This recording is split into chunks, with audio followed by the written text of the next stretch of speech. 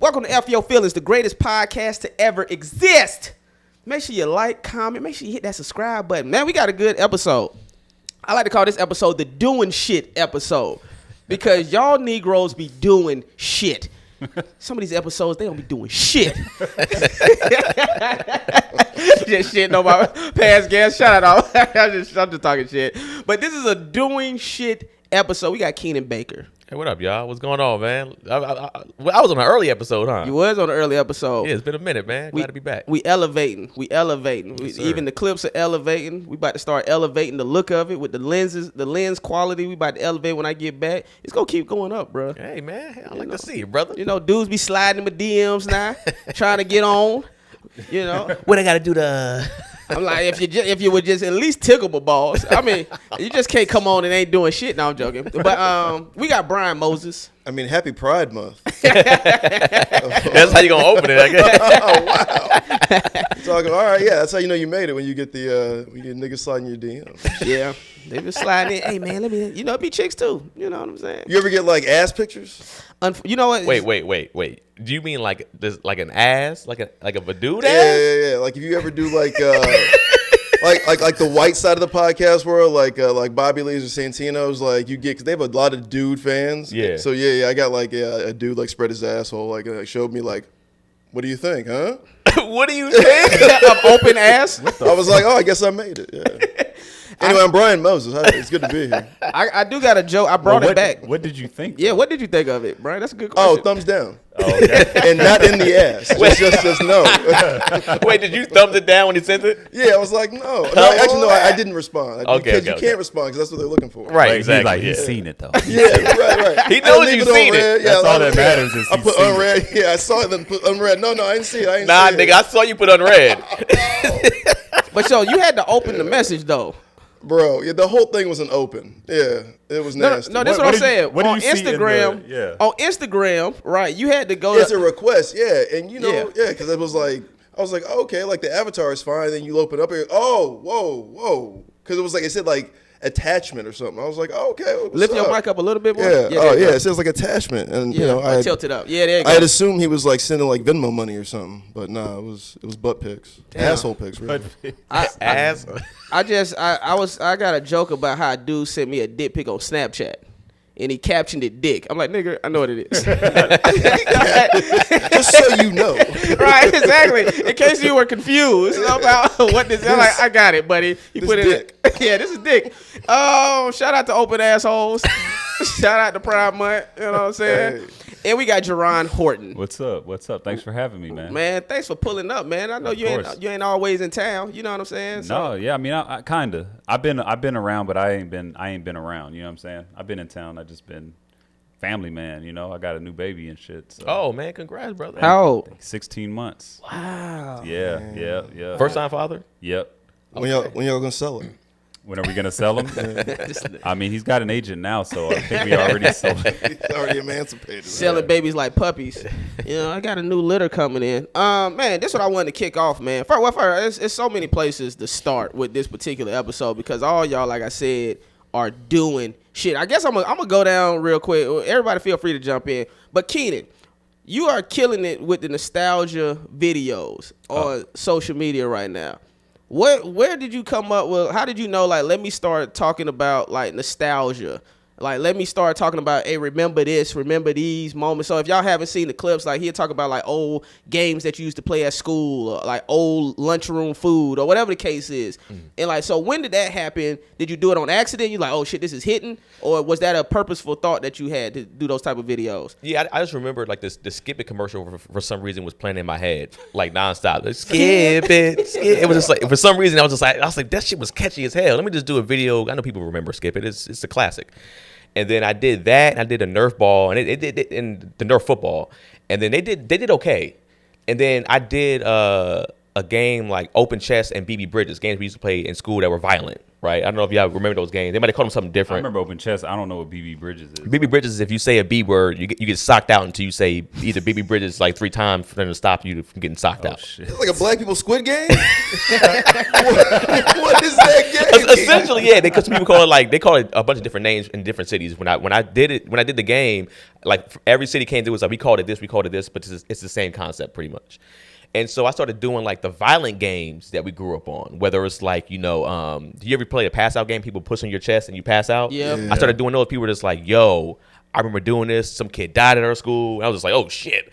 And I was just like, when I was touching on these games, one, I was realizing that they're not even nationwide, they're worldwide. People in Africa was like, yo, we played this game too. People in Australia, we played this game also. And then that's when they started hitting hundreds of thousands to millions of views. I was like, oh shit, I have something here. And I still haven't went back and did like even like the toys as much yet. I've been doing still just the violent games of like the other day I did the little hornet, little scorpion thing. Yeah. Where you put the paper on a rubber band and shit. shoot at a nigga's face or whatever. Yeah.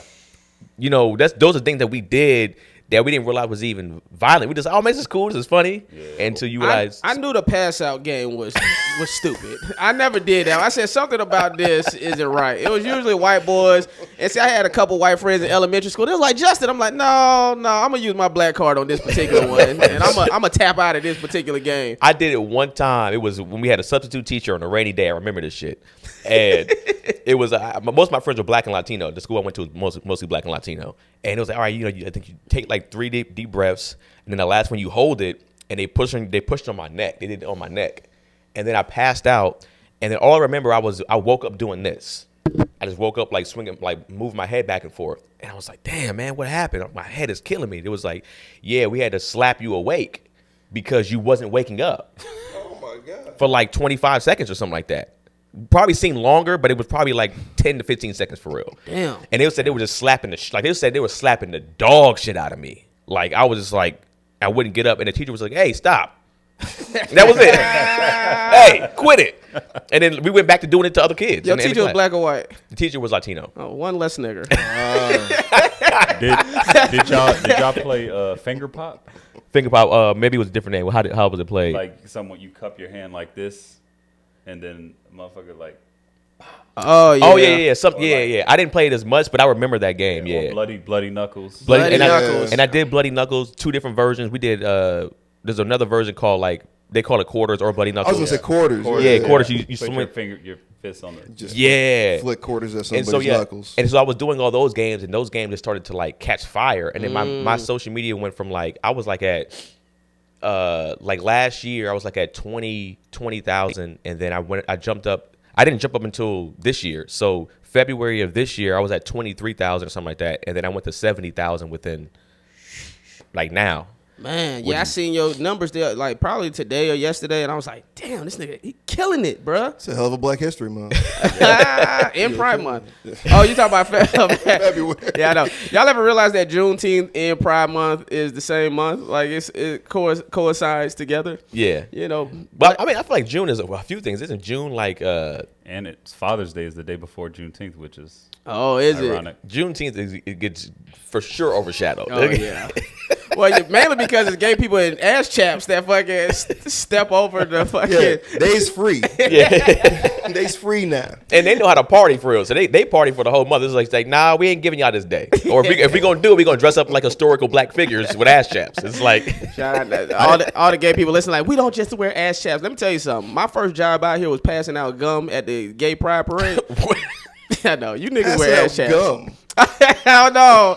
I was doing promotional work. That was my first gig out here. 2007. I had to hand out like packets of like free gum at the gay pride parade. And a gay dude came up to me. He was like, "Are you gay?" And I was like, "No." He was like, "Would you like to be?"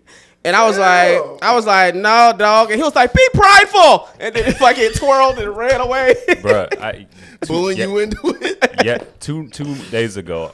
8 o'clock in the morning, I'm walking my dog in my neighborhood. This is very early for a gay interaction. No, they don't sleep. No. I'm walking my dog in Marina Del Rey, and this dude, like it's a young black dude with braces, right, with a book bag rolling up a joint. I'm thinking he's like a high school kid skipping or like, you know, trying to get high before class because I live right by Venice High. Mm-hmm. And, you know, he's like, oh, a nice dog. I used to have a dog like that. I'm like, cool. Yeah, blah, blah, blah. You know, just basically showing him some love. Like, all right, cool. Yeah, blah, blah, blah. I'm going to do my thing. Dog pooped. I came back. And he was like, hey, I was going to ask you, you ever fucked with a nigga before? Wow. And I was like, on some gay shit? He was like, yeah. On some gay shit? He was like, yeah. And I just laughed. I was like, nah, man. But I'm like, it's crazy how, like, bold, like, how you could just. Well, at the end of the day, most dudes are bold. No, so, I know, but it's weird. Like, right, that's true. Dialogue felt like the Wire dialogue. No, yeah. Hey, yo, have you ever fuck with a nigga? You Omar. Fuck with his dick? Well, no, what killed me was he was like, he prefaced it with like, hey, I was gonna ask you. I forgot to ask you. It was by the way, exactly. Oh yeah. He's like, oh shit, I knew it was something I was forgetting. Yeah. Did you want your dick sucked? You ever fuck with a nigga before? Like, nah. Some gay shit? Nah. Hey man, shout out to gay people. Shout out to Pride Month. You know what I'm saying? Everyone's welcome. That's such a slick way to shoot your shot, though. It's like a hetero way to shoot your shot. It is. And I was like, because that's why I asked him on some gay shit. Because I'm like, what do you mean? But were you I couldn't believe the audacity. Like, I couldn't believe the way that I wasn't offended. I just was like, I've had gay dudes hit on me, but not like that. Like, I mean, I've heard dudes hit on chicks like that's what I'm saying. Like, hey, you fucked on a nigga before? That's like, what it was. Oh, no, I never fucked on a nigga before. I never thought about it like that. But were you now thinking like, well, who am I? Like, am I gonna be penetrated or am I doing the fucking? I was thinking like, damn, he must know that I'm not gonna fuck him up. Oh, the energy of like, like because I was friendly. You know, like I was friendly with. I wasn't offended by it, but I was like, oh, he sees me walking my multi-poo in my flip-flops and he knows like I'm not gonna swing on him. Yeah, I can take this shot. I could get away from I could get away with this. Or I could take this nigga. Like if he did, and it's just like yeah. The fact that you call that species of dog multi-poo and not just mutt. He knew you was he's like, oh, you ever fuck with a nigga with that multi-poo? Well, it's crazy because he was like a kid, bro. He was like 19. Yeah. It sounds like I seen in Belly when Nas was walking by that kid. Hey, these niggas wild, son. Yeah. You ever fuck with a nigga, son? Yeah. Keenan, you ever had a? Well, I mean, when I went to Alabama State, HBCU, and there was when you go to HBCU, I feel like if there are gay people there, like they don't really care. And especially there was a kid at our school, they called him Gay Twin. And Gay Twin, we called him Gay Twin because he had a twin that wasn't gay. Oh, okay. So he made sure that the twin that wasn't gay made sure he had like locks or whatever. And Gay Twin dressed like an AKA, like, you know, he had pink and green, but this nigga had these. Oh, gay people can fight. They'll beat your ass. He can scrap. They was like from like Florida.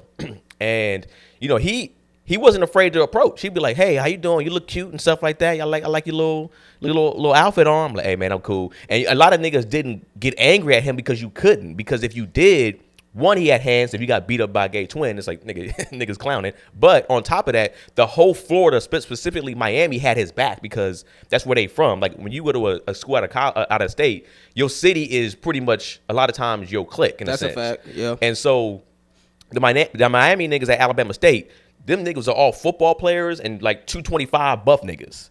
So even if you did put hands on him, you was getting served. So you kind of had to turn this nigga down respectfully. hey, you know, hey man, this is not my type of thing. You sure? Hey, I'm positive, brother. It's all good. Damn, that's some prison rules. What if I was gonna say, what if the Miami dudes was like, no, you do want to fuck with him?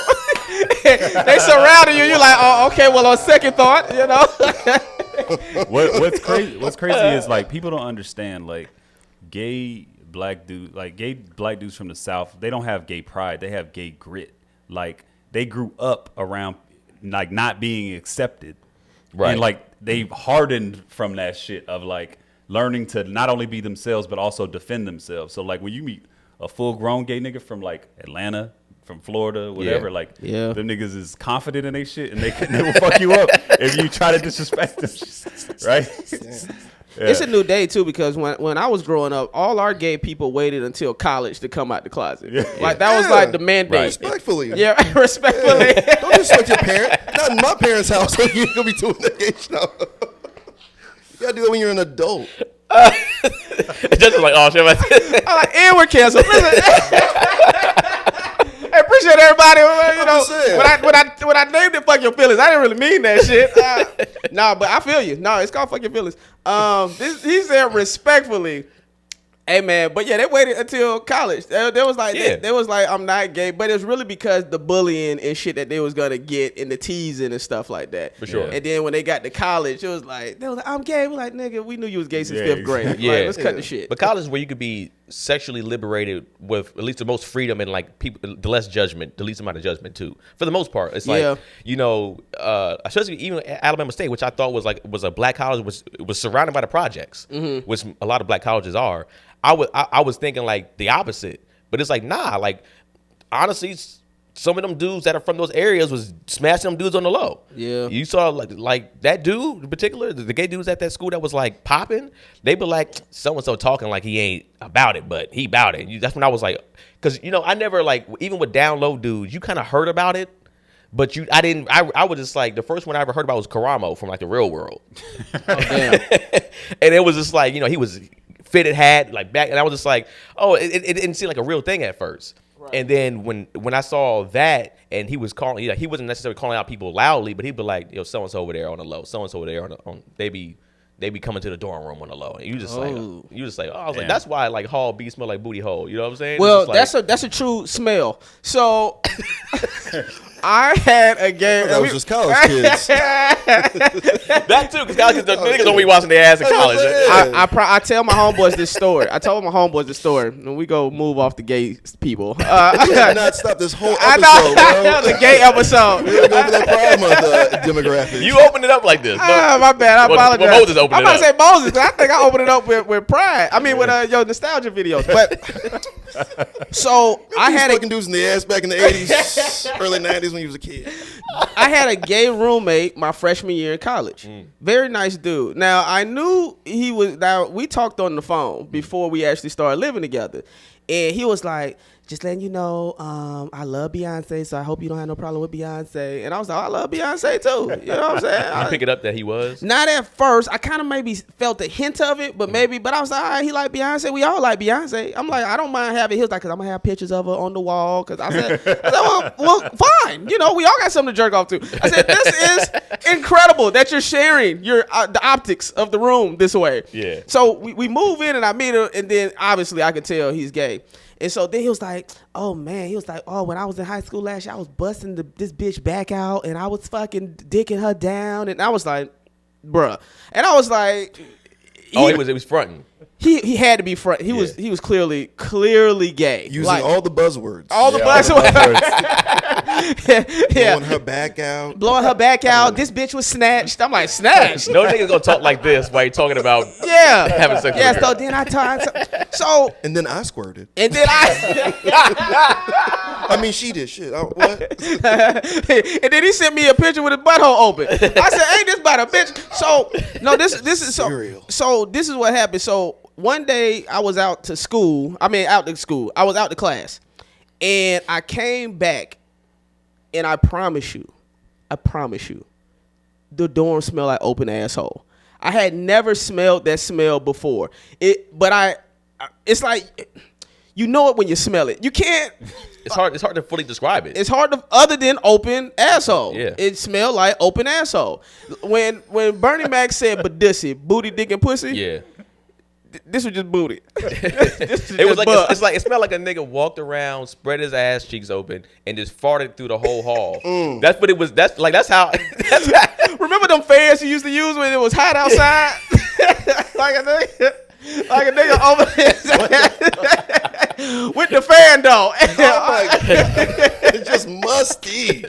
It was like I remember like I think for us we stayed in Abercrombie at Alabama State, and we stayed on I think it was like the third floor, whatever it was. And I just know the second floor was the floor that smelled like it the most. And then even because at our school too, I didn't want to get off the topic, but our school you had essentially open showers. This when a gay person come in. No, stay on the topic. Finally, some of the dorms had open showers, and so but at least everybody respected the rule of like if somebody's in that big open shower, you don't come in there until they're finished. You know what I'm saying? Like when I first got there, I stayed in Card Hall, and at Card, it was essentially a community shower. But if somebody heard you taking a shower in there, they like it's like a bathroom then the shower. So you walk into the bathroom, oh my bad, dog. You just kind of walk out. Right. But it's just like, they still had the respect of like, I'm not gonna just oops, didn't see you in the shower curtain type things. It's like, or it's a community shower. I'm gonna just shower on this side. It's like, nah, everybody had the respect of like, nah, nigga, if one nigga's in this big ass shower,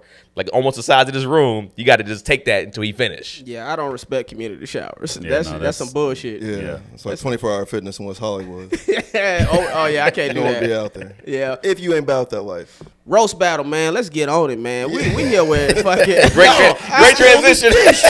yeah. No, because just hearing all this, I'm just like, man, these cats ain't never been around like, professional gay people. This is like new gay people, like that smell, Because I used to live with a couple of gay cats, and like there is that smell, but that's only if like somebody just hasn't, anally douched, or he did it. Yeah, My roommate. Yeah, or like wearing condoms, yeah. I only smell that professional gay sex, not that, just, hey, nigga, hey, my roommate coming in, let's hurry up. It's just like, you just did PE. I want to make note that I tried to move off this subject. I had to get You got to clarify this between professional gay sex. I don't have anything to comment on that. professional. Yeah. Roast battle. Man, Brian Moses, man, creator of roast battle. You created roast battle, right? Yeah, Jerron was, and around there in that time, that was funny. 2013 in July.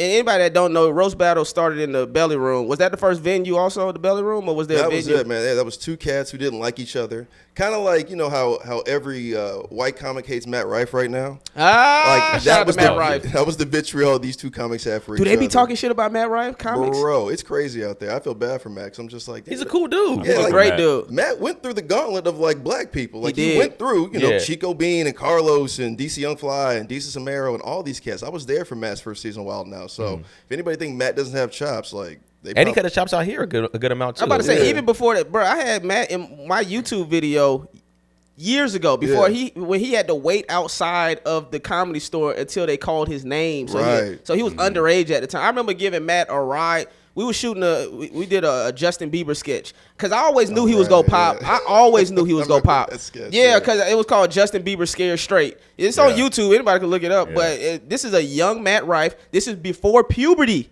Matt Rife. This is before.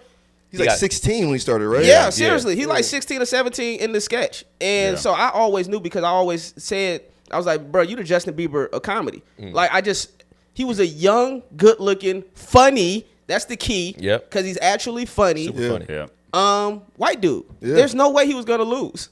The Yeah. fact that he even had obstacles For real. blows my mind. The fact that there was like networks and streamers that was like, no, we're not. I'm like, have you seen this nigga? He's gorgeous. I'm gay, everybody. This is my coming out episode. Fucking no. Yeah, he's got like handsome Eminem vibes. Yeah, that's what I'm saying, Yeah. bruh. So, anyways, but back to your roast battle. So you said okay. Yeah, it really just happened like 'cause, So it was like people that hated each other. You said the same way that they hate Matt Rife right now. yeah, that kind of vitriol. Yeah. So they just didn't like each other, and then one was an employee at the comedy club, the Comedy Store, and one was like a newer comic who was underage, like Matt. He was like 20, and he's like, "Yo, I turn 21 next week. Fuck this guy for trying to kick me out because I'm underage. I want to fight him next week." And it was like the kind of culture I was creating was a real Fight club. It was a fight club. Yeah. Like we went to see slap box and like niggas beat each other's asses. But they had just installed cameras, so I was like, you know what? How about y'all talk some shit, and then we go from there. And I remember, Rel Battle was like the biggest shit talker there, and he was like my bestie at the time. So he was always like, "Yeah, fuck these cats." And you know what? And he would put these like crazy rules in that we don't do anymore because they're just not. You get canceled for them and Rel always goes hard. But I remember out it was, Rel. but it was like the whole room like that, basically being like, "Fuck these guys." Do whatever Moses is saying, then we'll just like yay or nay it, and like a gladiator sport. And then that's kind of how we got down. That's fine. And then Jerron, you were just because I y'all used to still do this shit. Yeah. Yeah. So how was that? How was it being like a participant? It was great. I mean, like, I owe a lot to Brian. He helped me like build a career, right? Damn. Because Speak on it. Talk about I it publicly. I will, because you know, roast battle used to be like inside jokes really back then because it was only comics watching comics. Yeah, and that so like the jokes hit harder and they hurt more. Remember? And so like when it built up to the point where it was like it was filled with only comedians and only people who worked at the Comedy Store, staff, talent managers, all that shit. Like you created this environment where it was just cathartic for us to like kind of just go in on each other. And like this was before the audience started really like coming to fill this place up. It was basically like being like a, you know, like a rec center or boys and girls club and playing knuckles or, you know, quarters or, you know, pass out game. It's basically just like the most violent shit talking you can do to somebody because you're really going hard because you're just like, I hope this guy never does stand up again. And then so my first battle was against my homie. We got hired together named Luke Schwartz. Oh yeah, I know you, Luke. Yeah. And oh shit, my thing went out, but my mic's still on, right? Yeah, it's still on. You keep talking. But my first battle was against Luke Schwartz, and like I didn't prep for it because in my head I'm like, I'm a better comic than him. I'm gonna be funny. That was everybody's mentality. Yeah, that was my mentality. Was like, I'm funnier than him, so I'm not gonna really prepare for this battle. I'm just gonna be funnier than him and beat him. And bro, when I tell you, Luke came up there prepared and just destroyed me in front of everybody. Oh, bro, I thought you were never coming back, dog. That was the lowest moment of my life at that point. Like bro. he took like real deep hard shots. It was they were hard enough because like it was a mix of like my ego, my cockiness and ego, and being cut down by like an awkward weirdo, you know. Say it. He's white. You It's fucking a black racist. dude versus a white dude, Say it. Right? And it's what it felt like was anyone who wanted to see me fall, it was like the perfect moment for them to be there. Oh. And then on top of that, the people who were judging was Adam, the talent manager of the Comedy Store. Ooh. His boy Eric Marino, who was ruthless in his judging of me. Like basically like, you suck, blah blah blah blah blah, da da da da. You got your ass handed to you in front of the whole comedy community. Yeah. Like, and I think Pauly Shore was there, like the owner of the Comedy Store, Damn. and I was an employee there, and I just started working. That's a there. nightmare, Bro. So like, I remember I went home, like I had rode with because I rode with my homie John and my homegirl Kim. Like I drove them, and I was like, hey y'all, I was like, hey, we gotta go. I was like, we gotta go. So it's like after a bad set, you just bro. can't stay in the building. So I'd like drive them home. It's a quiet ride. I dropped John off, and like me and Kim were roommates at the time. Wait a minute. Ain't nobody trying to make you feel better in that ride? They did. It was more like yeah, you good, bro. You good. Okay. But like I could still see like You knew the real. I could see Kim. I could see Kim like smirking like this motherfucker got destroyed. But it was so bro. Like you get physically beat up. Like it was like can he getting see beat his up, face? right? So you know I get to the house, bro. I couldn't sleep, bro. Like this is when I lived out in Burbank. I couldn't sleep, nigga. I went out to the track, like to the park, and just ran around the track, bro. Yeah. At like 3 in the morning, I couldn't sleep. I was so angry. Damn. So I was pissed, bro. Like And this, boys and girls, is how you create an active shooter. No, listen, no, or a fucking beast ass fucking right. Oh, Yeah, okay. for Oh, sure. Here we go. Origin Origin story. Love it. So like I had to like kind of like eat that shit when I come back because I worked at the store and I worked in front of everyone who saw it, right? So I just like it was a good like reality check for me. That was right around, and I shortly after that I did mushrooms. Like I had that emotional massage that kind of reset me, right? And I was just feeling good. I'm like I needed that from him. I'm glad that happened to me because now I can go up from here. And then right around this time when I was like, I'm about to change, I'm about to do better and be a better person as well. His homie Eric Marino started talking shit. Like he wouldn't let it die. Like anytime we were around, he would always bring it up. He would always be like, you know, you bombed, you this, you suck, you got embarrassed. He would always remind me of like this thing that I was trying to move past. And so one day we were just, you know, all out eating late after the work, and he was talking shit, and I was like, how about you and me? How about we roast battle? Right? And he was like, oh, ha ha ha, I'm gonna destroy you. And so we're building the hype up on it, right? We're like, you know, everyone's like, oh, Jerron's gonna battle Eric. Eric judged him, and this was at the time where we thought like Eric was like important. I don't know if he is or not. I'm not trying to take a shot at him like that, but like from my open micer point of view, like he had a writing jobs, he knew everybody, so it was a big swing from my point of view. Yeah. And so I'm prepping, like, I think we knew, like, it was like Mardi Gras, dog. It was Mardi Gras week. I'll never forget that shit. And I prepped for like 6 weeks, bro, like really hard, just memorizing jokes, bro, writing. And then, like, I think the week, it was the Oscar, we were at an Oscars party, and it was like the Sunday before our battle. Damn. And he's hyping it up like, I'm gonna embarrass you in front of everybody. I'm gonna embarrass you. And I had that chip on my shoulder because I'm an athlete. So I was locked in, bro. I was treating this shit like a fight. So like the day of the roast battle, roast battle back then started at midnight. Yeah. So bro, I'm I'm up at 7 in the morning, laying on the couch I was sleeping on, fucking just memorizing my jokes like, dun, like, you look like this, da da da da. If he says this, I'm gonna say that. Like, build that shit into shadow me. boxing. Yeah. So by the time it came for our battle, when everyone, like, this was like 4 months after my first one, I was ready, but I was also like, angry. Yeah. I was angry. And bro, and You can't hear right now. See if your headphones working. I was angry. Okay. So, nigga, so we get to the roast battle, and my first joke hits. Okay. Right? And it was like basically, and then the next one hits, and it was basically like what happened to me, I was doing to him. Oh, yeah. Because this was in front of all his peers. Yeah.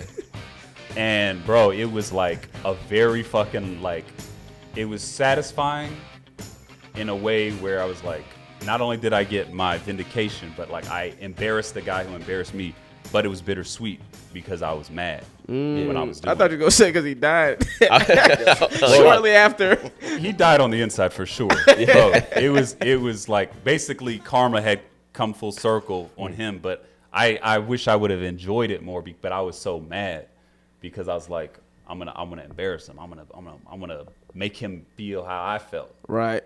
And I did. Right. But I didn't enjoy it because I was. Move the mic a little closer to. Move the mic a little closer to you. So I can hear you though. Yeah. So even after that, how was the energy around him the same? How it was kind of around you at first, like when it happened to him? Was it? I mean, probably, but I don't know. I moved on after that. Like, people were like, "Oh, Jerron's good, and then I just started doing them all the time, and then getting better, and then from there, like, people noticed me. Oh, you do this, you do that. One thing led to another. We're opening for people, writing jobs, like all that shit stemmed from that. It was crazy. Yeah, I remember. Yeah, it was during that time when the roast battle was hot. It was like we would call it a joke writer showcase, just because it really would just like show, like the bare bones of what a joke is. Like, this is your subject, just attack really. So at that point, it's just you're just thinking of jokes of you look like. You're like this, like your life is like this, whatever. You're just trying to tear down this subject, right? So a lot of companies, a lot of shows. I remember Al Madrigal hit me up being like, "Hey, yo, who's like the hottest young, like black comic doing, like writing right now?" And I would be like, "Oh, Jerron's the guy." And then he got This Is Not Happening, whatever it's called. I'm Dying Up Here. I'm Dying Up Here on Showtime. Ooh, and fire. then he wrote for the I got Oprah your- Network, and then I got your list, man, because you did what? Love Is, you did Last OG, I'm Dying Up Here, wrote for Jeff Ross, Average Joe, that's the new show with Deion Cole Yeah. on for BET, right? Oh, they BET put that on the thing now? Yeah, on IMDb. Yeah, it's about to come out finally. Man, bro, you killing, bro. Hold on, so before we get to the writing, I did want to ask, how did Jeff Ross and then y'all package that to get it on TV? How did that go about? That was after like 6 months of doing it, because it really was like an inside joke thing, and almost like like a skate park or like a fight club thing, right? It would just be like people just fighting in the bowl of a skate park, or really just like don't say anything, we're up here at midnight kind of doing this. And then it got good for a minute, and then I remember Benji Aflalo and Yasser Lester were fighting, and Benji was writing for the roast at the time with Jeff Ross. He was like Jeff Ross's dude, and then obviously Yasser, he writes for everything. I think he was like writing on Girls at the time. And they just wanted to battle like a week before Christmas in like 2013. And I remember emailing Jeff being like, "Yo, would you come?" And he's like, "I'm not going to be in town." And then just by chance, Brett Ernst had dropped out, and Jeff was just there because I think Benji had asked him. And I was like, I thought you weren't going to be here, whatever. I was like, oh, I got big time, but whatever. He came through. And then you could just like, when he was there, he didn't judge. He just kind of like oversaw shit, but we kept like throwing things to him because he was like, I just want to watch. But obviously like the energy in there as a comic, you could see like, especially that dude, he was like just lapping this shit up and being like, yo, this is crazy. I never seen anything like this. Like it had like weird Def Jam energy because it felt dangerous, but it was white people or handicapped people or trans people or anything. It was like no holds barred for anybody. So he just kind of saw a new generation of roasters, you know, that he could kind of present. So then he hits me up the next day and he's like, yo, what is this show? And I'm like, we've been doing it for 6 months. Thanks for coming through last night. And then he's like, yeah, I think I'm going to move back to New York, but I kind of want to sell this as a TV show. Give me 2 weeks to the new year and I'll let you know. And then like January 7th, I remember the emails, like January 7th, 2014 or something. He's like, I'm not moving to New York. I'm staying here. And then it took us like a year or two to sell the thing. Wow. Man. What was the difficulties? Because I'm in the process about to start selling some shows. So what was the process or like the difficulties of why it took a year and a half to sell the concept? It depends, man. It's like if you're doing a non-scripted, which is what we were doing, it's a little easier because it's supposed to be cheaper, right? But we had so many people who write, so you know it was getting in the WGA kind of a thing, or are we WGA? It's what network do we want to go to, what production company you want to go to, and that's just non-scripted. As far as script is concerned, there's a whole nother thing with that too. You got to find a production company that likes you. That way you can go in there with leverage. That way they don't get rid of you as talent or as the writer or as an EP kind of a thing. Same thing with non-scripted with us. It was like Jeff was going to be presenting it as if he's like, you know, the big EP, like, you know, he Spike Lee presents whatever.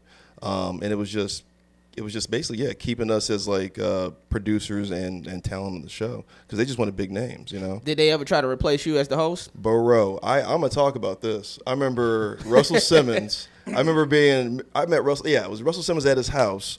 And Russell said this. He's like, I love saying nigga around white people because it gives me the power because they get scared. And I'm like, that's true. When you say nigga around white people and it's just white people, they're like, ooh. They do get quiet. They don't know how to respond. Yeah. But it was funny. He said that and he gave me his meditation book. It was crazy. He's like, here you go. Was his legs crossed when he gave it to you? Bro, I've been to his house. He was levitating, the whole nine, bro. And then, I remember him being like, I like this show, da-da-da-da. And then we get in a room, right? And it's like, you know, overlooking Beverly Hills, and it's like the all deaf digital team. Yep. And they're basically like, all right, so we want to take this show and put it in HBO's black bucket, right? Because HBO doesn't have enough black shows. We're bringing back Def Jam, but that's the only black show we have for the black bucket. We need another one. We think this is going to be good. We're going to replace you with Tony Rock because you're not ghetto enough. I was just like, nigga, this is racist. And he said that straight up? Straight up. Oh yeah, shit. he's like that. Russell Simmons, he's like that. Yeah. And I'm like, damn, this is crazy. I'm really about to get replaced by a black dude who's always talking about we gotta stand for black people. I'm like a new generation of black comic, you know what I mean? And he's just like, no, we need Tony Rock because he's hood and he needs another Brad Guthrie. He hosted Def Jam. He's our guy. I'm just like, all right, I get it. This is their Martin Lawrence, you know, of this age. But damn, that's crazy. I didn't know I wasn't black enough. You know what I mean? I mean, I knew. I knew, but it was hard to hear from like another, I was like, you do know you're like a backpack rapper. If you were a rapper, you'd be a backpack rapper. It's weird. It's weird that he said you weren't black enough because the show concept, it wasn't like it wasn't catered towards any specific race or. Yeah, that's what fucks it up for I think a lot of people when they see it online. They're just like, oh, they're taking a black thing. It's just because like I don't put my face out there as like the guy, but it's like this is a black produced show, it's a black owned show, it's a black created show. I mean the concept is they always say it's created by black people. I was like, we're just doing the same thing, but we have a lot of white people doing it. Right. You know, my thought was, have you ever thought about doing roast battle versus roast me? Like the comedians, like y'all best comedians versus roast me's of all deaf best comedians. Yeah. And y'all come together and do like one epic episode at least and see how that go down. We would love it. I mean, I respect and love those cats so much. I mean, I've asked, a couple of them have done it. But like the real big stars, you know what I mean? Like the Craigs of the world. Like Craig he says he takes it like art. So he just doesn't want to battle anybody. He's already, he does it within roast me. He's like, I already got a form. I don't really need yours. It'd have to be a mixed rules. Like first like round would have to be like roast battle structure. Second round would have to be like roast me structure because like even just watching roast me, I'm like, this shit's funny as hell too. Like they're both funny in their own different ways. Yep. But it's two different styles. Right. Yeah. And it's easy like to get for one like a roast me guy to get lost in a roast battle and vice versa. And vice versa. Yeah. Yeah. So that would be interesting, but you'd have to do it where it would be even. Yeah. Right. Be conducive to both platforms. The rules is fair to both. Yeah. Like roast me is more like a drive-by shooting, and roast battle's more like An assassin. yeah, I was gonna say, Yeah. it's like a sniper. Like Like you a really sniper. have yeah. Very Yeah. precise. And But I remember the days like I remember back in the day when I used to do this shit. We used to like have whoever we were battling, we would put them as our phone screen saver, just so you always thinking about this person. For Right, like, it's for real like boxing. weeks. Yeah. you ever did one? You I never did it. No, I never did it. I thought about it, and I was just like, I feel like my style was more of the roast me style because that's just how I grew up in a circle of niggas. Anybody can get it at a particular point. Right. And then I was like, I thought about. I remember I was gonna go to just ask to do it because I think somebody was asking me that you should do roast battle, and I was like, who would I want to battle? And then I forgot what comedian it was, and I went to their page. I was just like, God damn, man, I'm gonna have to go deep in the motherfucker to do this. Then I was like, there's a lot of shit that they can dig in on me on this shit. I was just like, I don't know. And I just feel like I was just more of like a freestyle, like out the gate type of dude anyways. Yeah. And it's like that style is different. I can write it for sure. I can for sure write it. But I felt like sometimes when I was like trying to even write, because when I did roast me before, and I went there with prepared jokes, and it's like it's so like it's dangerous because like you got to get in where you fit in.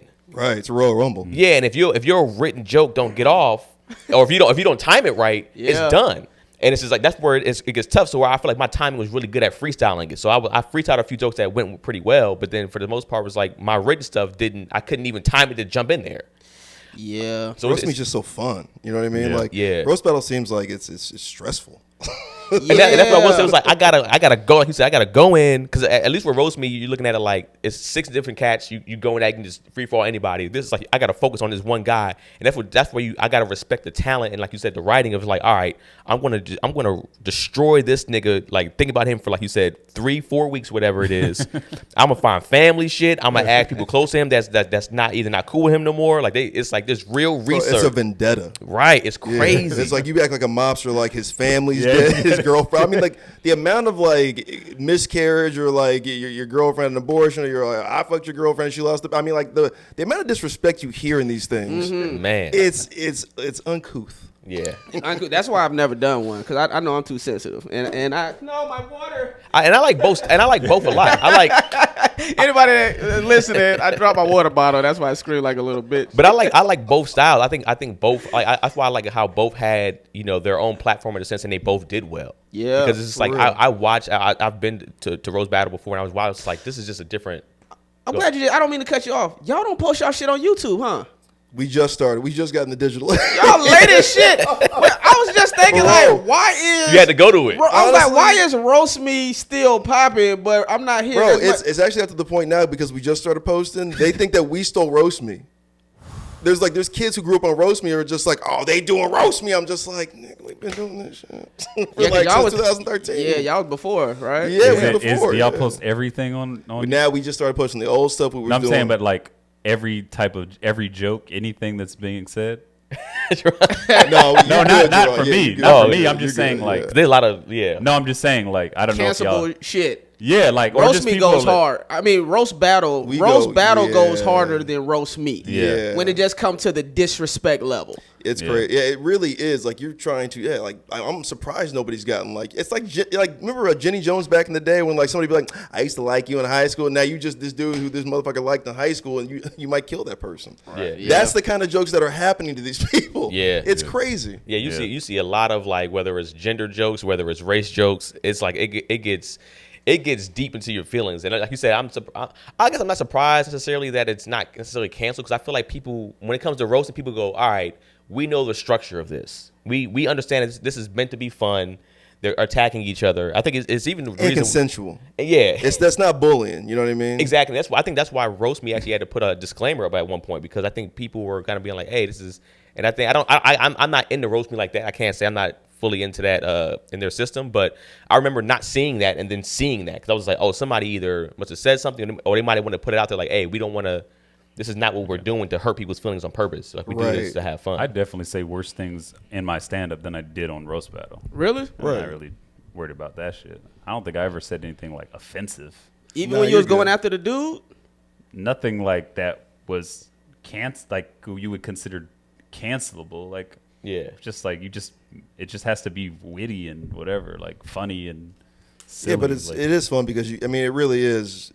Anybody can get it. I mean, we've had people who obviously trans, people with physical disabilities, mental disabilities, HIV positive, women, all kinds of stuff on our show. So yeah, and anybody can say anything. I mean, that's really the beauty of it is it's like it's not a black show, it's not a white show, it's not a LGBTQIA plus show. It's like it literally is. It's anything. Just as long as you can write a joke and people can understand it legibly. I mean, like come and get it.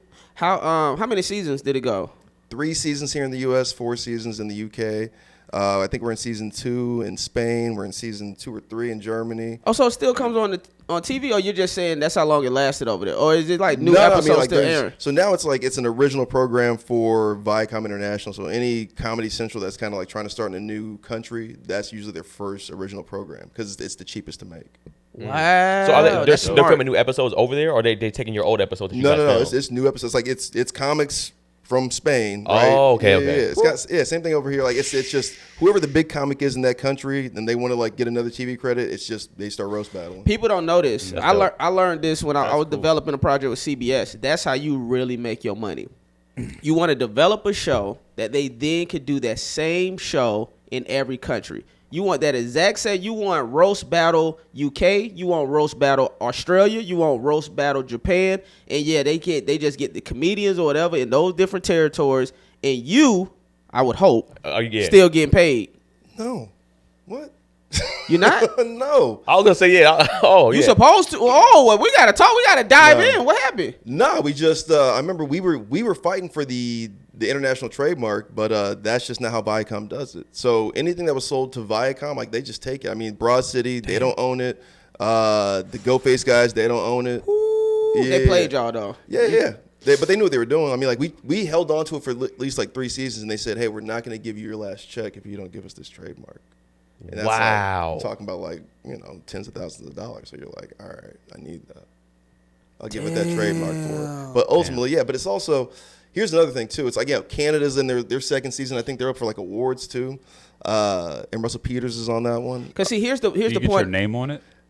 No, I think we get like created by or something like that, real deep in the thing. But for the most part, we maybe get a title, but we don't get any money just because they don't really have any money in those markets. I remember like for the UK, the money wasn't great just because they're real small corporations. I remember South Africa was the first roast battle to be televised in Comedy Central South Africa, and we got nothing just because they could barely pay their artists. If anyone still don't really understand the scope of how disrespectful they kind of played them on that, it's like Ricky Gervais with The Office. Mm-hmm. So he had the UK version, and then they came over and they made an American version.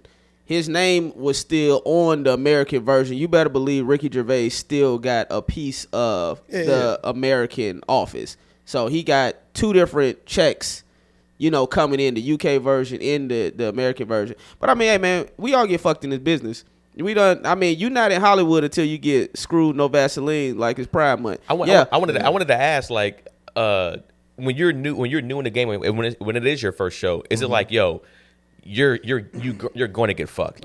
Like your first thing like that, you don't even have a choice because you don't have any power. I think so. There's that. I mean, there was a lot going on. I mean, they knew they kind of had us by the balls as far as leverage was concerned. But I mean, we held it for 3 years because they were like, all right, well, show did well first season. All right, show did what we thought it was going to do second season. All right, well, it's real expensive.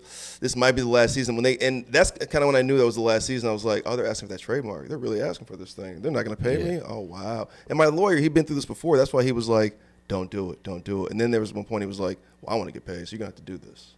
You know what I mean? Damn. Yeah. So that's really what it came down to. And I was just like, But it's also, maybe it doesn't help other comics in these other places. It's like, I look at it as Dr. James Naismith, Creighton basketball. It's like, he doesn't get paid for, every basketball game that's happening or every basketball league, but as far as like the NBA, that's the number one league, and for the most part, his legacy is that. Yeah. So ultimately, that's kind of what we're trying to do now is build a league because we know roast battle, the game of roast battle exists, and there's money being made for it. So now it's like, all right, let's do one next step and make it a league. So how can like battle rap? Man, I know this is getting deep in the weeds right here. Anybody that's really, I mean, it's part of the reason why I do this podcast also for conversations like this because I'm very interested in this. Meaning, you all are still technically using the name Roast Battle when you're doing these live shows at the Belly Room. Can you legally do that?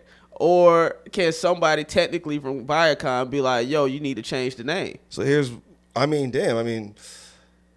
I guess we have to talk about it.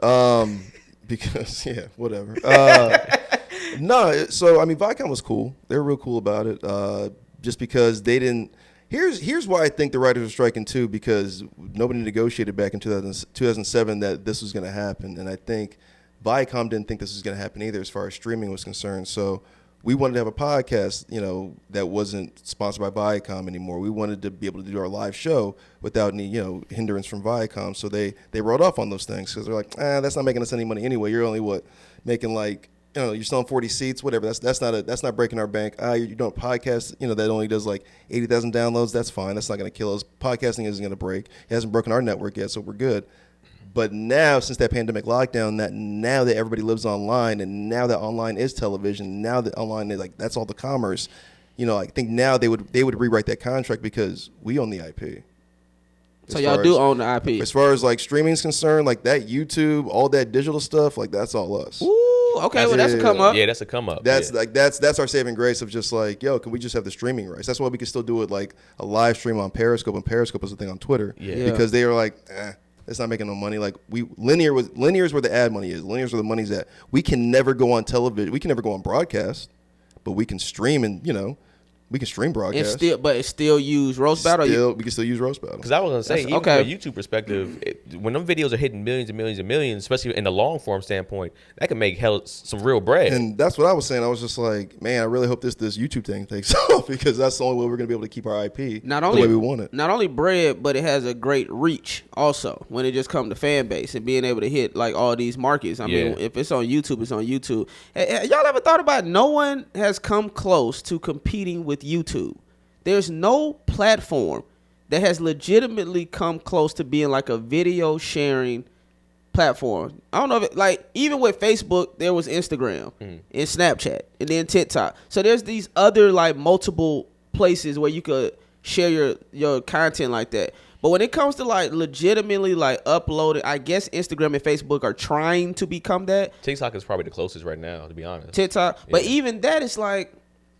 Short form YouTube. It don't seem like a legitimate engine source where, like, it's almost like YouTube and Google. It's like if you want to search for information engine, it's like Google. If you want to search for video shit, is YouTube For sure. So I don't know. That was just a random they were the first ones to do it like that format of you upload you be the star, right? That was like their early TV thing. now. It's like they get to be TV. So whenever, it's like when satellite TV first happened, people were just like flocking to satellite TV. But now it's kind of the norm, right? Same thing with like streaming apps. It's like when people started cord cutting, they weren't just like, we're just going to do it. Now 60% of homes are streaming apps, right? Like Roku and stuff like that. So that's what it is with YouTube. And YouTube has 2.6 billion daily users. There's only 8 billion people in the world, right? So you're saying that 6 billion, you're talking about kids or people who don't have the internet are basically using it. That's crazy. That's more than TV ever had. It's weird. I didn't really understand why people liked YouTube until I got off social media, because I started using YouTube as a way to like keep up with the things that I'm interested in that I can't just click and find on TV. Right? Like overlanding shit. And I'm like, oh, fuck. I see why. Jerron got radicalized. What was your behind your decision? Because I did go to your IG. I was like, he don't have an IG. No, I don't. So what happened? Genius. You said what? Genius. Man, it was November. It was during 2020, like it was weird, like with all the stuff that was going on in the world, like, or in our country specifically, like pandemic and with George Floyd and all just the shit. I had kind of reached a breaking point with not breaking point, but I felt like I plateaued with stand up where I wasn't like promoting myself. I was just on Instagram to look at what everyone else is doing and I was always feeling bad. Yeah. I always felt like I wasn't doing enough. I always felt like, damn, why does this person have something and I don't? I deserve it. Meanwhile, they're putting in the work to like maintain. Why do I only have fucking 2,000, 3,000 followers? Like when I started social media, I started it from a point of like I want to be famous one day. But the wanting fame kind of died out for me when I started to see a path of what I really wanted, like what I wanted to do. Create, right? And be like I enjoyed the behind the scenes stuff as well. I like doing stand up, but stand up to me was always like I started writing before stand up. So stand up was always to me like fun. It was just fun. It's just fun to do. I never really had like the aspirations of like I'm gonna do a special one day. I just like to do it. It's just get closer to the off mic. my chest. So come 2020, like when stand up was gone and I wasn't doing that, and I was more focused on my writing, and I ended up having like my best year up until that point during the time when everyone was suffering.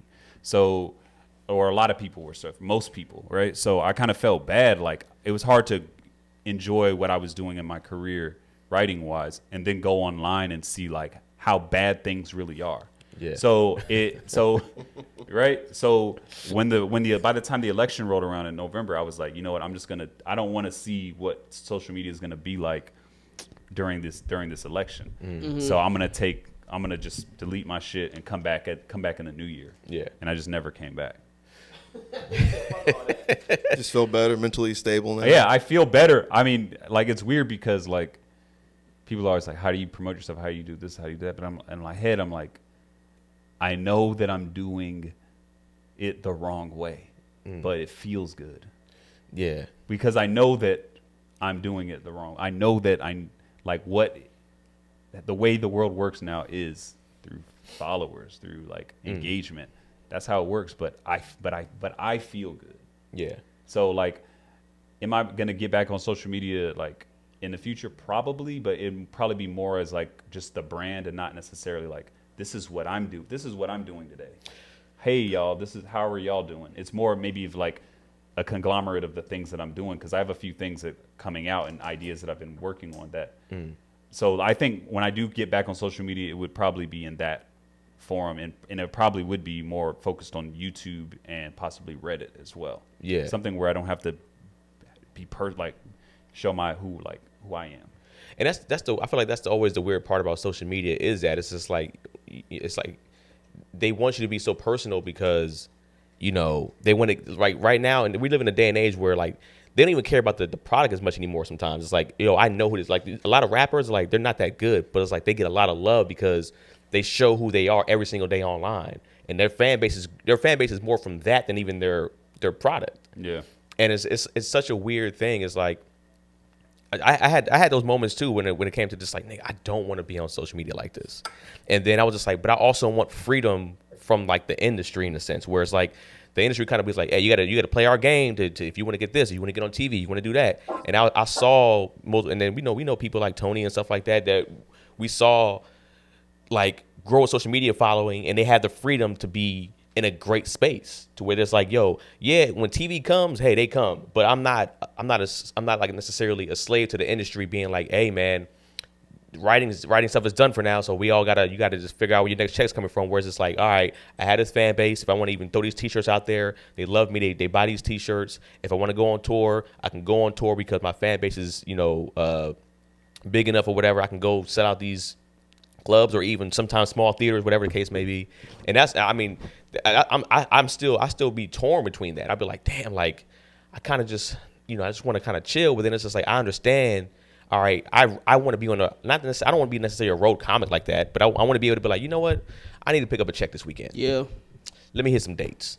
And I can hit them dates and make that check that's like from, a door deal, not necessarily from the club. Like that's how they're booking now. Yeah, and it's just like, and they're booking, and a lot of people they're like, when we're going, I'm just like, hey man, I had a great set this weekend. When I'm featured or whatever, I'm like, I just want to know if you guys got some one-nighters or whatever for me. I'll even jump to do a one-nighter first to try to build. They're just like, well, we need asses and seats. Yeah. And it's just like, all right, like I'm not saying all cases, because some people get that chance, but I feel like a lot of us aren't getting that chance. I'll say a lot of black comedians don't get this necessarily the chance all the time to be like, yo, give me the one nighter. Some of us do, but like I know a lot of comedians that I'm homies with that aren't black, and they'll be like, yo, yeah, I got a one nighter at this club. I'm like, yo, no social media following. That should be crazy. Mediocre comedian. Yeah. And I'm like, shit still not working. No, I'm good though. That's crazy. and I'm just like, and for me, I'm just like, that's where I get like a little frustrated. It's just like, yo, I understand they got a social media following. You gave them the one nighter, and they haven't proved themselves fully. I get it, because you want the bread, but it's just like, yo, it's like, all right, if this is the game that's kind of being played in a sense, it's like, all right, I'm gonna do that. Then I'm gonna just tax. Yeah. I'm gonna tax y'all a lot higher. Yeah. And that's how I looked at it. It was just, all right, you don't want to give me now. All right, cool. When the time comes, the price is up. I be having the same thought, man. I be dealing with the same shit. Even like getting one nighters. A part of me be like, how much is my agent pushing though?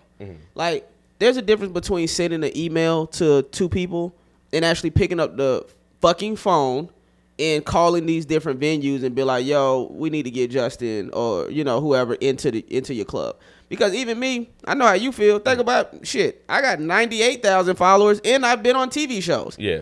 And still can't get booked at but somebody. nigga, you got a podcast? Hey, I got a podcast. You got a podcast, nigga? Got a podcast. It's going up slowly but surely. That's what, we live in the podcast era, bro. Yeah. Like Eclipse. Jerry, he just got his show canceled because they'd rather go to a podcast.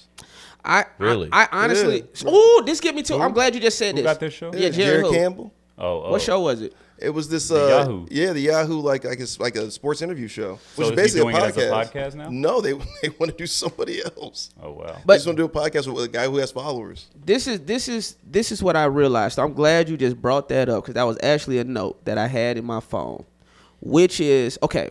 I told myself after MacGyver ended and shit like that, I was like, yo, I'm much happier just doing a podcast. I'm much happier. Not more successful. I don't have more money. But when it comes to my...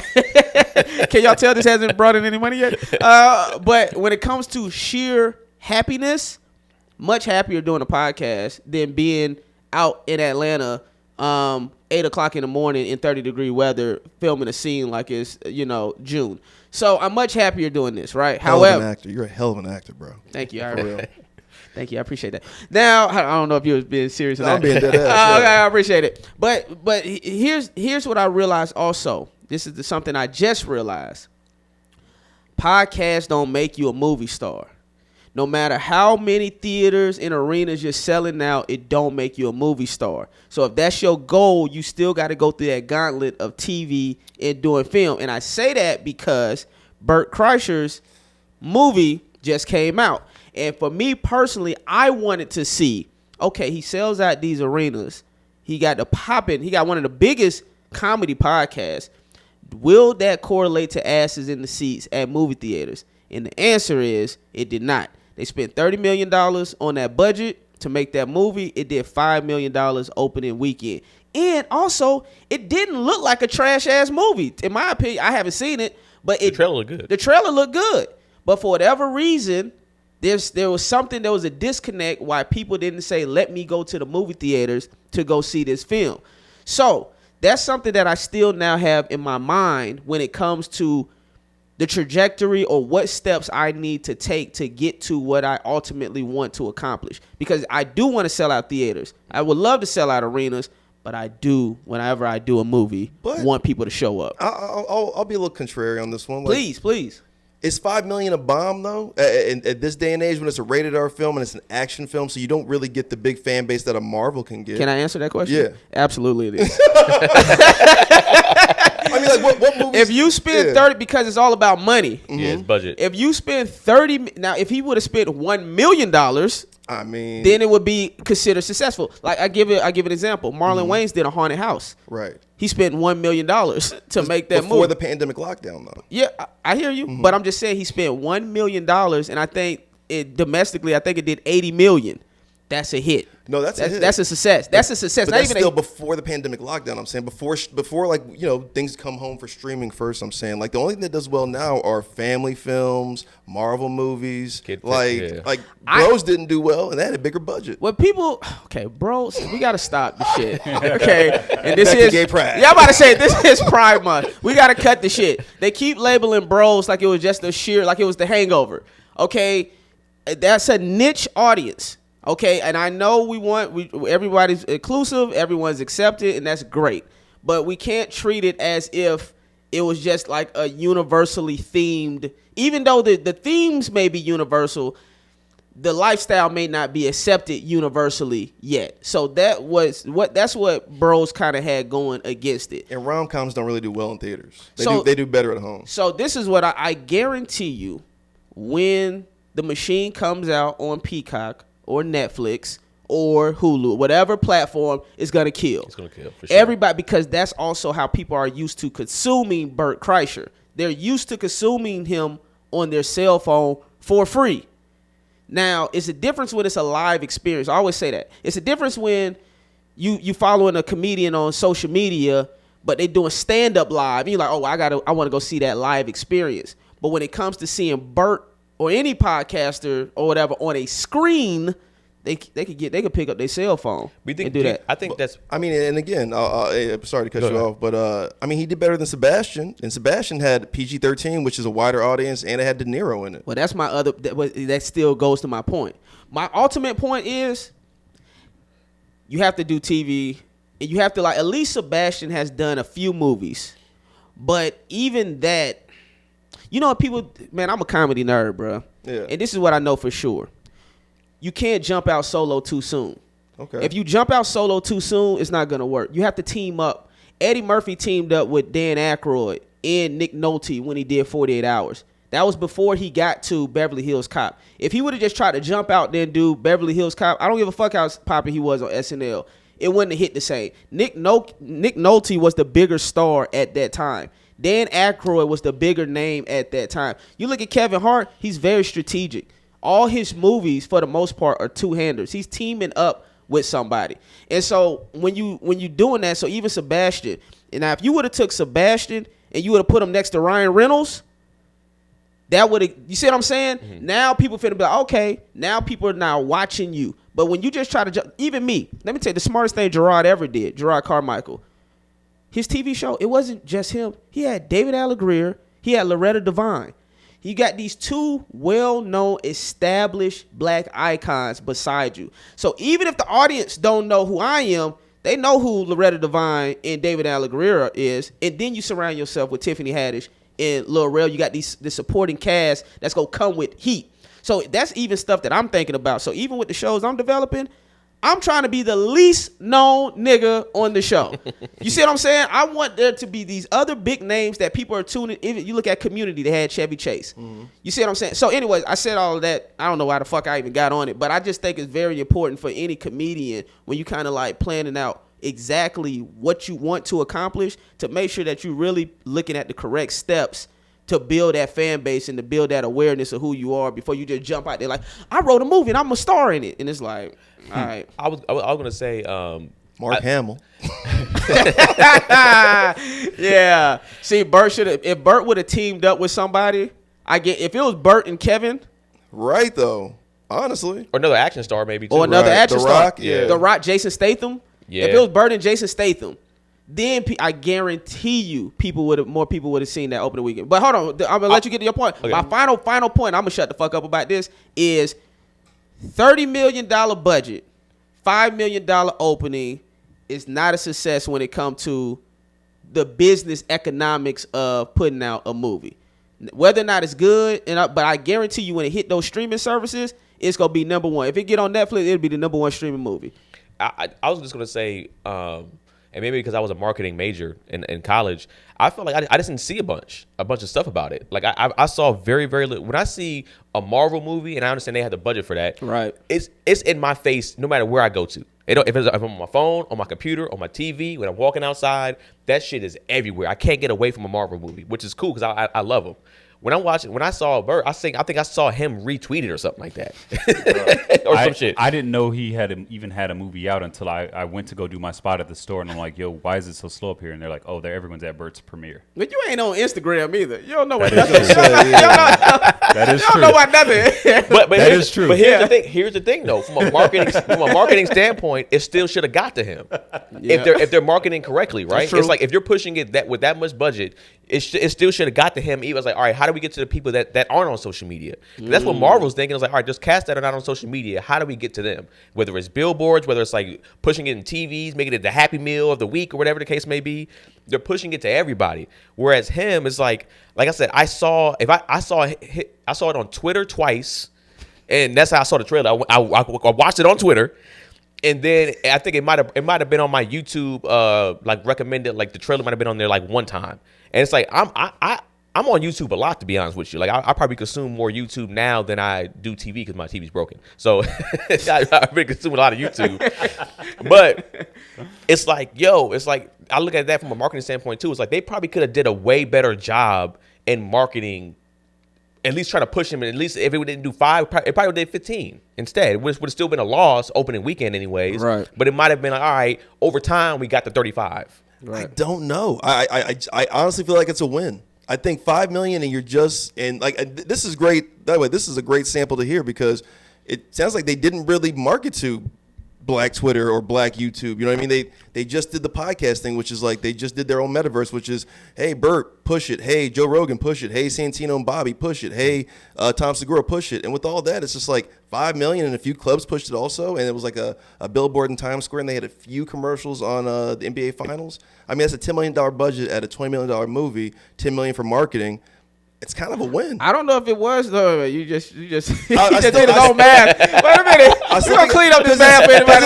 It's not a worldwide release. It's just. It was a worldwide release. Was it really? Yeah. How many theaters? Exactly. I don't know, but too many to get that number. Come on now. So I don't think it was 10. What you just did? It was a $20 million movie and a $10 million budget I don't for marketing. know. Is that a fact? Yeah, because the Sebastian movie was was $9 million more to make, and I think they had a bigger budget to market. Okay, so all I read was it was a $30 million budget, And it made 5. and it made 5. Right now, to me, from the person who doesn't have social media, it sounds like it's too early to tell because right now it hasn't lost yet. Right. It made money. Yeah. But ultimately, the studio is gonna make the money on the streaming site anyway, like you're saying. Like, And they probably people are thought gonna about that watch it. too. I don't know how much they make on that too. I mean, we're talking about streaming. Streaming, you don't really make that much, right? I don't even know how that works. To be Well, honest. the studio the brothers make studio. money. I'm talking about the Snoop was saying, studio. yeah. That's what I'm saying. And so, like, think about it. How much money they saved not having a Rock, not having a Jason Statham. Correct. So maybe this was like an experiment to see. I'm gonna tell you what it's made If so we could far. do- It's been a theater because I had to look it up on y'all. Goddamn, I'm sick of y'all shit. Yeah. I love Angry Justin, bro. This is my shit. I'm sick of y'all shit. I'm sick of it. Okay, it's been in theaters for how many weeks? Hold on. Just came out, right? It came One out and a May half. 26th. Oh, So it's okay. that 2 weeks. About 2 weeks, going on 2 weeks. Yeah. Okay, so I get in your point, only been out 2 weeks, I think. Right? It's 2 to 3 weeks. About a week and a half, yeah. Week and a half. Our math is all over the place, nigga. None of us know our math, nigga. I don't know. Yeah. That was 1, 2. It's June 7th That's right. today. So almost 2. It'll be 2 weeks tomorrow. Okay. Okay. So in y'all defense, that's that. It's at $8 million. Again, It made $3 more million. it made $174,000 overseas. So it was released worldwide. Worldwide. So altogether, $9 million on a 30. Now let me tell you what I've known. Hold on, real quick. Yeah. This is what I Put a couple know. bricks overseas, yeah. This is what I know from marketing. First of all, I don't have a movie. So anybody that's watching this clip and they're like, well, you don't even have a fucking movie. I know. You're right. You fucks. I understand that. I'm just breaking down economics of movie making and what is deemed a successful movie financially, not artistically. I'm saying financially. From my understanding, typically, whatever the budget is, they use the same amount to market it. So, okay.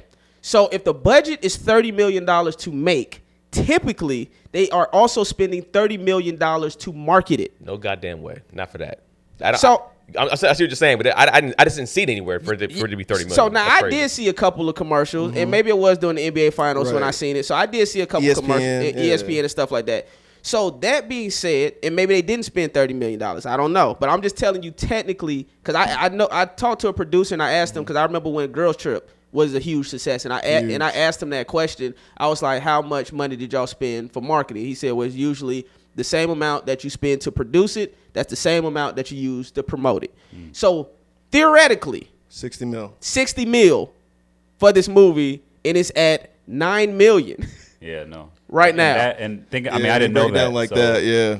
But Yeah. I would say this too. I'm listening, From an opening weekend, and we're out of time. Listen,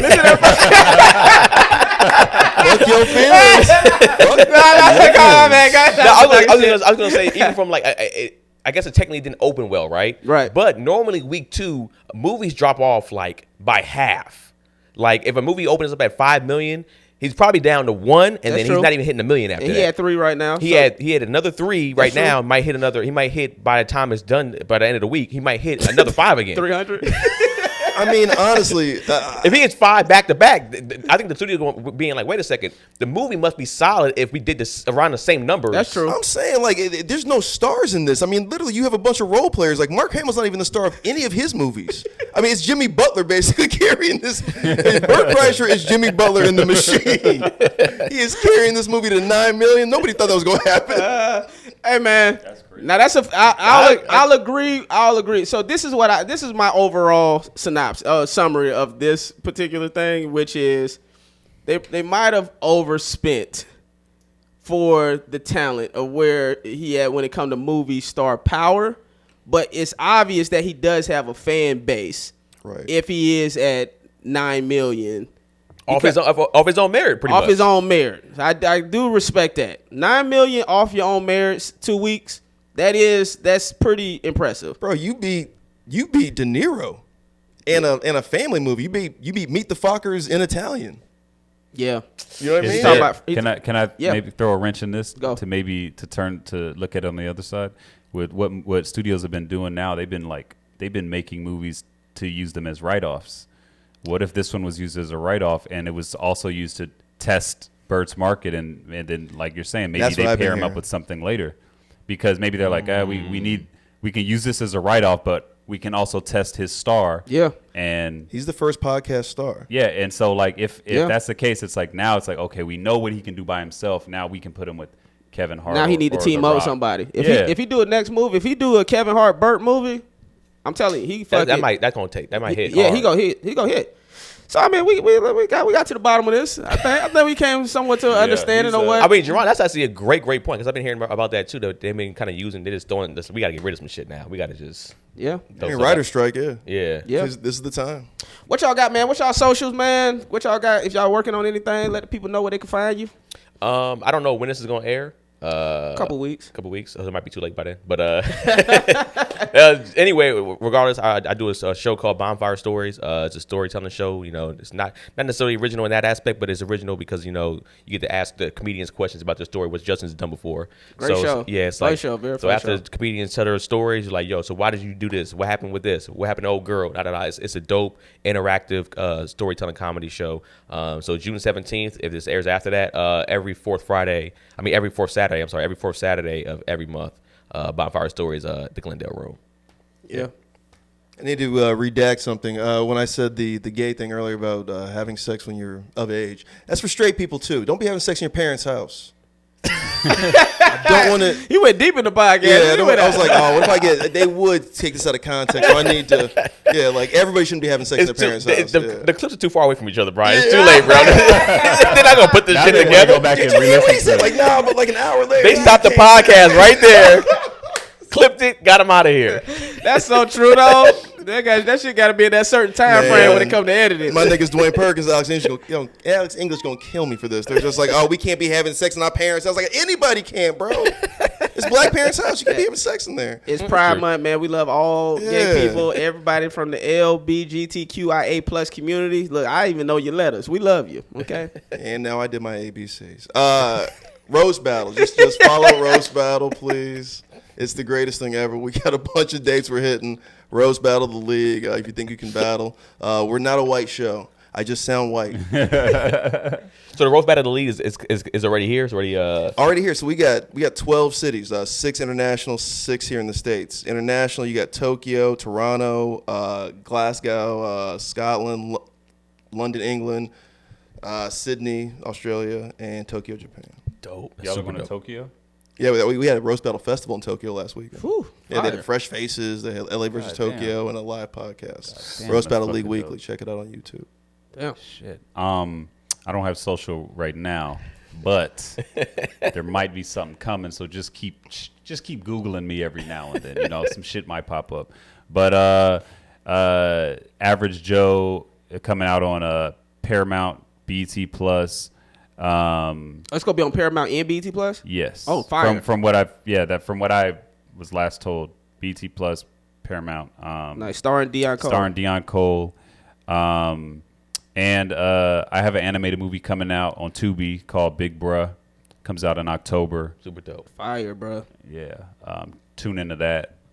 Yeah, I don't know what day it comes out, but it's going to be out in October. Told you, man. Niggas be hating on Tubi, bro. Get your shit on Tubi. I'm, Tubi hit me up. They did. Yeah, they did. They did 3. They're doing 3 original animated films. One of them just came out. The next one comes out, I think, in September or something, or August. Mine comes out in October, but yeah. Bro, I remember meeting Jerron Horton. He said, I've only read one book. He is a Hollywood screenwriter with a movie coming out. Crazy, right? Hey, man, you That's know what I crazy. realized? Everything is funny. Everything is a joke until it ain't a joke no more. So people laughing at Tubi until that shit ain't a joke no more. Thank you. Yeah. I agree. Yeah. Hey, man. Hey, this has been, I knew this episode was going to be amazing. When I saw the lineup, I knew this was going to be an amazing episode, man. Make sure y'all subscribe to the channel, like, share the clips, tell a friend. And if anybody has been, and I'm Justin Hires, you know, make sure you follow me or do something. And if anybody was offended by anything that we said today, just remember one thing. Fuck your feelings. Want me down, I get it. Hate that I keep winning. Stab my back